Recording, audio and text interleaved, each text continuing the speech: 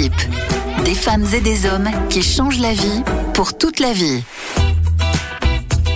Soyez les bienvenus dans Esprit d'équipe. Dans ce nouvel épisode, nous partons à Toulouse à la rencontre de Sonia Pécastin-Gomez, médecin scolaire de la circonscription.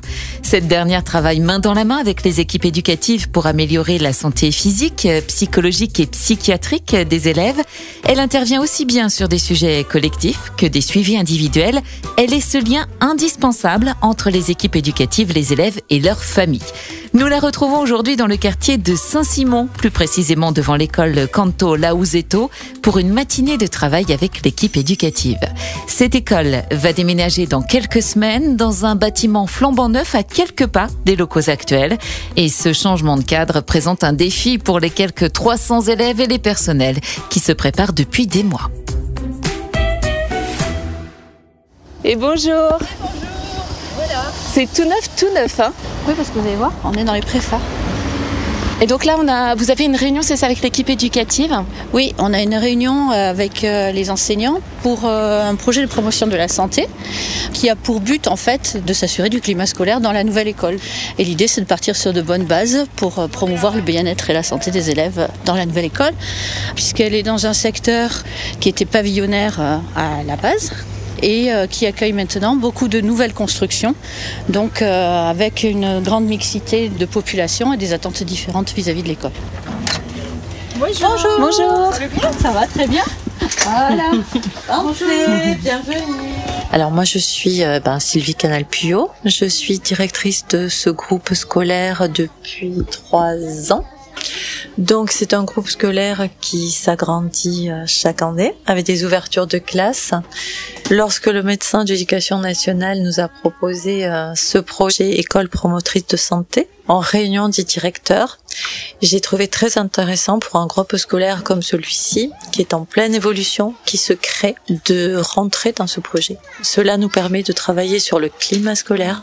Nous accueillons des publics très hétérogènes.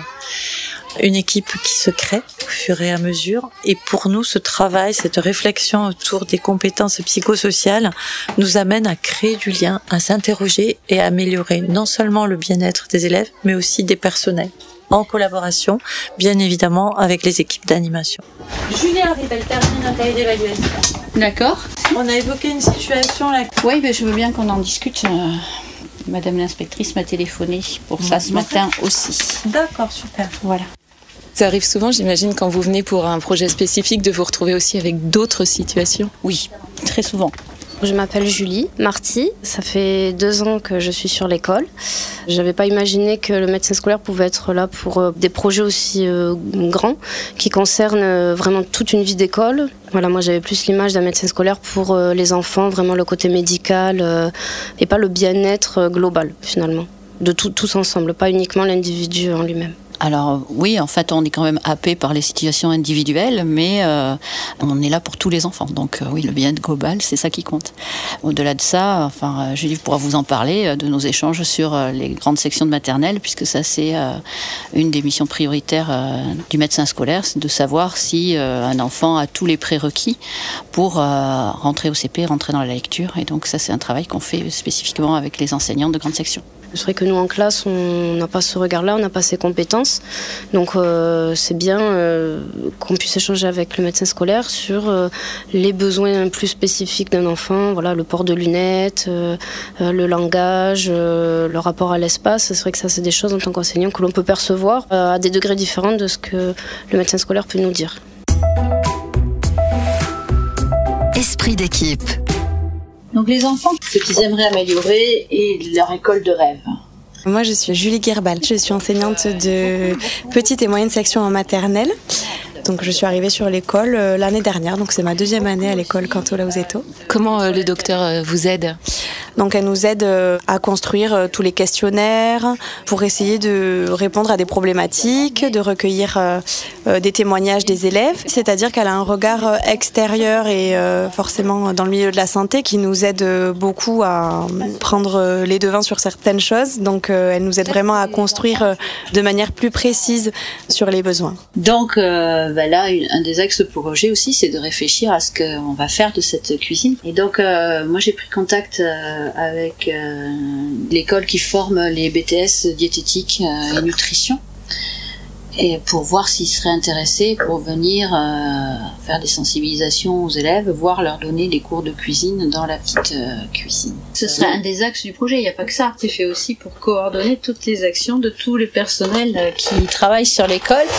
Et il y a des résistances, c'est beaucoup de travail de lien, de diplomatie. Là, ce sont les ATSEM donc, qui sont concernés, mais aussi les agents techniques qui sont chargés de la propreté de l'école. Si ces personnels ne sont pas inclus dans le projet, c'est compliqué de travailler sur quelque chose de global. Ouais. Allô ? Je vous en prie, c'est normal. Moi, je remercie. Je remercie. Comme on vous a dit, happé par les situations individuelles,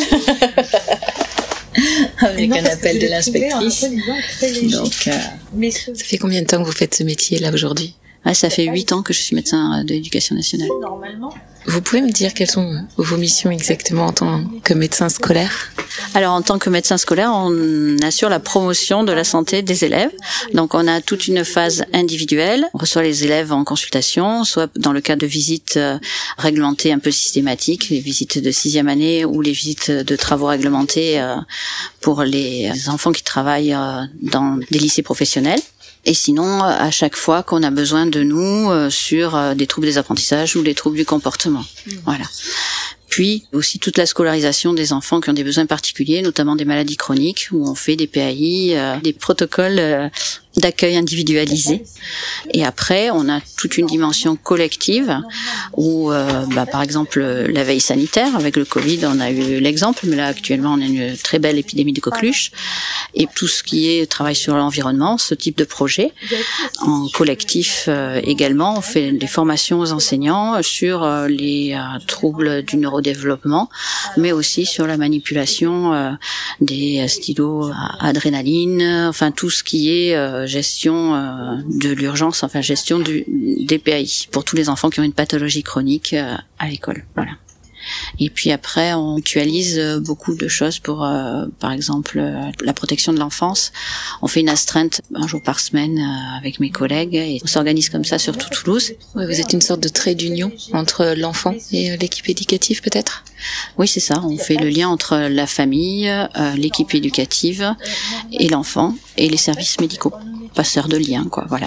Tisseurs de liens. Et qu'est-ce qui vous plaît dans ce métier ? Alors, ce qui me plaît, c'est d'être dans la vraie vie, de participer au développement harmonieux d'un enfant, le développement de la personnalité de l'enfant et sa réussite à l'école. Il faut être patient, savoir qu'on n'a pas de résultat immédiat. On est dans la prévention.